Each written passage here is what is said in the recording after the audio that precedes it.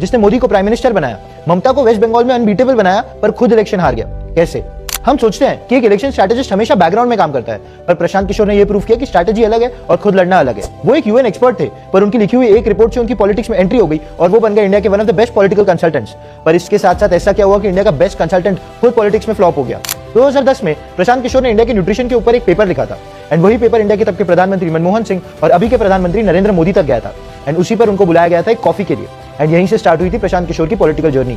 2012 Gujarat election के दौरान पीके ने मोदी को विकास पुरुष बनाया, 3D rallies, holographic projection and साथ में data driven war rooms, and इन्हीं सब चीजों के साथ साथ मोदी बन गए गुजरात के 3rd time chief minister.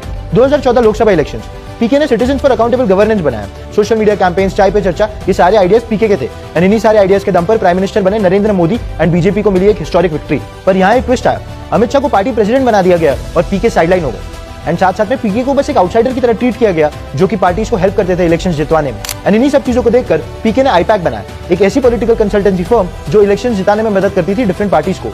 And IUPAC बनाने के बाद ही पीके को बुलाया गया इंडिया का most powerful political consultant. Bihar 2015 Nitish Lalu Mahagathbandhan जीता, पंजाब 2017 जहां पर कैप्टन अमरिंदर सिंह जीते, और आंध्रा 2019 जहां पे जगन मोहन रेड्डी जीते, दिल्ली 2020 जहां पे केजरीवाल को 62 सीट्स मिली, एंड बंगाल 2021 जहां पे ममता ने बीजेपी को क्रश करा, तमिलनाडु 2021 जहां पे स्टालिन जीता। एंड ये सारे विक्ट्रीज के पीछे एक चीज कॉमन थी, वो थी आईपैक, एंड जो थी प्रशांत किशोर की पॉलिटिकल कंसल्टेंसी फर्म। पीके का ट्रैक रिकॉर्ड काफी ज्यादा सक्सेसफुल है, वो 9 में से 8 कैंपेन सक्सेसफुली जीते, एंड बस वो एक कैंपेन हारे हैं जहां पे उन्होंने यूपी में कांग्रेस का किया था क्योंकि कांग्रेस ने उनकी सुनी नहीं थी। पर फिर पीके ने खुद सोचा कि अब वो पॉलिटिशियन बनेंगे, एंड इसी के साथ साथ उन्होंने जन स्वराज लॉन्च करी बिहार के अंदर। बिहार में उन्होंने 3500 किलोमीटर की पद यात्रा करी, ग्रास रूट लेवल पे लोगों के साथ कनेक्ट करा एंड यूथ फोकस नैरेटिव को स्प्रेड करा। 2024 बाई इलेक्शंस में पीके ने 4 सीट्स के ऊपर कॉन्टेस्ट लड़ा और वो चारों हार गए। और फिर 2025 के बिहार असेंबली इलेक्शंस में जन स्वराज ने 243 सीट्स के ऊपर लड़ाई करी, एंड वहां पर भी उनकी 0 सीट्स आई।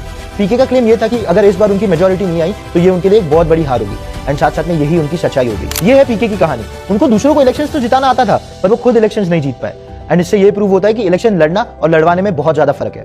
प्रशांत किशोर चाहते तो थे कि वो किंग मेकर से किंग बने, पर ऐसी सच्चाई उन्हें बिहार से नहीं मिली।